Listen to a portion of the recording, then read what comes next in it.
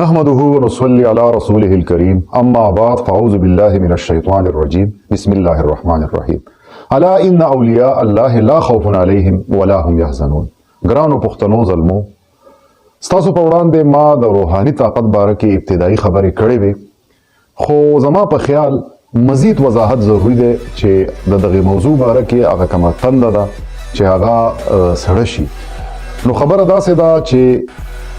روحاني طاقت چې کله مونږه د دنیاوي طاقت سره د دې مقابله وکړو، نو لکه د هغه کم حقیقت چې کم دی هغه به نور هم واضح شي. اصل کې د انسان د زړه په دې کې چې کله د دنیا محبت پروتي، په دې کې چې کله د اقتدار هوس پروتي، په دې کې چې کله انسان کې لالچ وي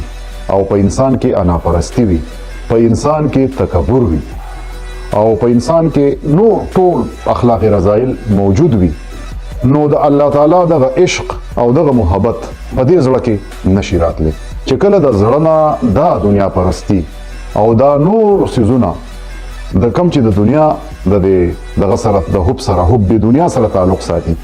هغه د انسان د زړه نه وتی نه، نو په دغه عشق الهي او حب الهي چې کم دی نو هغه نشي موجود کېږي. نو څرنګه چې ما د قرآن کم آیت تلاوت کړی دی چې بېشکه د الله تعالی چې کم دوستان دي، کم اولیاء دي، نو په هغوی به نه یری، نه به پې خوب وي او نه به پې حزن وي، نه به د تېرې زمانې په باره کې د څه باره کې فکرمند دي او نه به د راتلونکي زمانه کې د څه باره کې دوی غمجن وي. نو خبره داسې ده چې اصل کې دوی به مستی او مطلب دا ده چې دوی به مطلب په دغه کې په دې داسې هغه وجد کې وي هر وخت، او دوی به د الله تعالی چې کم تخلیق دی او د الله تعالی چې کم قدرتونه دي او د الله تعالی چې کم رازونه دي، نو په هغې کې به دوی مګني او د هغې نه به سرور اخلي. دا کومه د الله تعالی د تخلیق چې کومه ښکلا ده او کم نور دی، نو د هغې نه به مزې اخلي، د هغې نه به خوندونه اخلي. نو دوی مطلب دا دی چې به څنګه خوف او حزن ته د دوی ضرورت نشته. دغه خوف او حزن چې کم دی دغه به راځي چاته؟ دغه به دنیا پرستو خلکو ته راځي،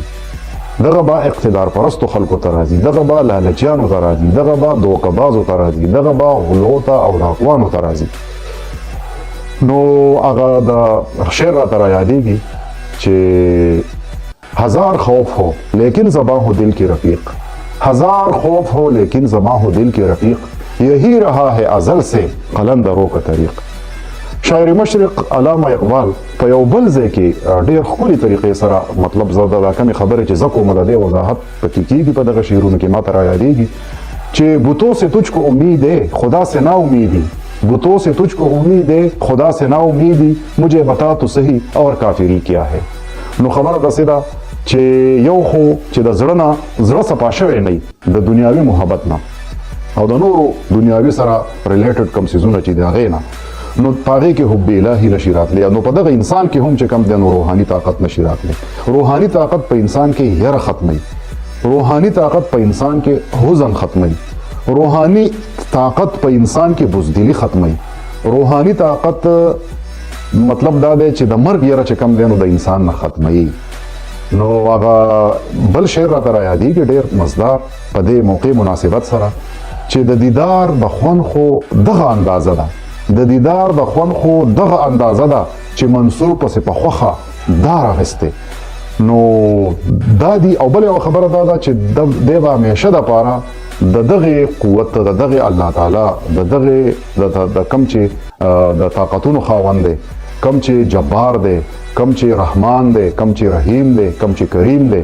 دی به همیشه دپاره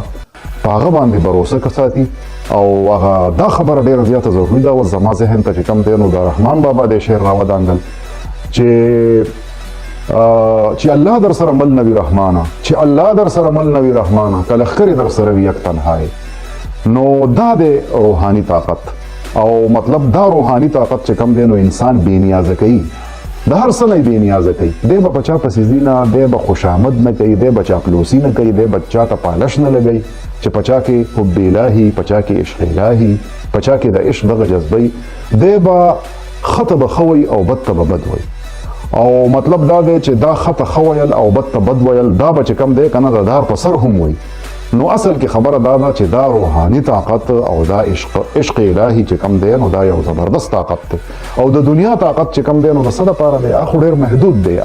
څنګه چې د دنیا دا ژوند چې کم دی نو ډېر محدود دی نو د ده رسایي چې کم ده نو هغه دغه اقتدار ته ده دغه دولت ته ده او دغه عهدې ته ده او دغه مطلب دا ده چې نور هوس ته ده نور خبرو اترو ته ده ځکه چې دی خو د حب الهي چې کم هغه کمې مزې دي او د الله تعالی د تخلیق چې کم تجلی ده او کم نور دی د هغې د سرور نه چې کم دی نو خدای محرومه دی نو د ده سره خو نور څه نشته نو د دې وجې نه چې کم دی نو دا یره او دا حزن او دا مختلف قسمه چې کم دی نو دا پریشانی دا چې کم دی نو کار د چا دی دا کار چې کم دی نو دا خصوصیت چې کم دی نو دا د دنیا پرستو خلکو دی نو بس دغه وجه ده چې لکه مطلب دا دغه کس دا کم چې چا کې عشق الهي دی دی به ډېر ژور سړی دی به سطحي سړی نه دی به د الله تعالی په رازونو باندې هم پوهېږي لکه مثال په طور باندې تاسو وګورئ که نه څومره چې دا ظالمان تیر شوي دي مونږ خبره د فرعونیت کوله او د نمرودیت او د یزیدیت مې کوله نو فرعونیت څومره عمر و څومره وخت یې ډېر عرضي و نو دا عشق الهي چې کم دی دا ابدي دی او دا مطلب دا دی چې د دې هغه کم ستا هغه یار دی یا کم دلدار دی نو هغه هم چې کم دی نو ابدي دلدار دی هغه ختمېدونکی نه دی او هغه د وخت تېرېدو سره چې کم دی نو نور خوندونه پیدا کوي او نور چې کم دی نو دغه کم محبت چې کم دی په دې کې نور سرور چې کم دی نو پیدا کېږي د وخت تېرېدو سره اوس په دنیا کې څه دي په دنیا کې خو چې کم دی نو کم شی ختم شو بس ختم شو اوس مثال په طور یو سړي د ظلم او د جبر دغه وکړو اقتدار وکړو او حکومت وکړو او په خلکو باندې ظلم وکړو او خلک چې کم دی نو قتل کړل او خلک چې کم دی نو په مصیبتونو کې واچول او خلکو نه چې کم دی نو ازادي واخیسته نو څه چلې وکړو بس خبره ختمه د ده به 2 کاله اقتداري 3 به 5 به 10 به 20 به 50 به خو ختمیږي که نه فرعون څه شو نمرود څه شو یزید څه شو نو خبره داره دقه د دنیاوي محبت او د حب دنیا چې کم دی نو دغه انجام دی نو اوس خبره داسې ده چې دا موضوع ما تاسو ته ویلو چې دا ډېره زیاته وسعت لري مطلب دا ده چې دا کم لنډ تنګ وخت چې دی نو په دې کې په دې باندې چې کم دی نو بحث چې کم دی نو هغه نه کېږي نو به هر حال لکه زما په خیال چې ښه د کافي حده پورې به تاسو ته اطمینان شوی بله خبره دا ده چې کم عشق الهي والا خلک دی کم زړونو والا خلک دی کم عشق جذبې لرونکي خلک دی نو هغه به د دنیادارو خلکو د تللو او د هغوی د خبرو او هیڅ پروا نه ساتي او دی به لکه مطلب دا دی چې دی باره کې به چې کم دی نو دی به غني دی به د هیڅ چا څه پروا نه ساتي که څوک ښه وي او که بد وي دی به په دې باندې نه غمجن کېږي چې یاره ګوره د دې فلاني سړي په نظر کې چې کم دی زه سپک یم اصل کې کم کس دغه حب الهي والا خلک هغه دا غواړي چې د خلکو په دې نظرونو کې که موږ سپک شو او د الله تعالی په نظر کې درانه یو نو اصل سیس چې کم دی نو دغه دی اصل کې دغه خپل کم د دوی دا کم د عشق الهي دا کم پیراډایم چې دی دا کم گردان چې دی په هغې کې دوی چې کم دی نو مستی او په دوی کې چې کم دی نو دوی مسرور وي نو دی د دې دنیا د خلکو اړو د سره څه پروا نه ساتي که څوک درته ښه وي او که څوک بد وي که څوک ورته لیونی وي که څوک ورته مجنون وي او که څوک ورته پاگل وي دی اړو د سره څه پروا نه ساتي ډېر ښکلی شعر راته رایاد شو وایي پروا یې غني نه کړي که سپک تلې که درون پروا یې غني نه کړي که سپک تلې که درون تف څه به دا جهان وي او څه ټول د دې جهان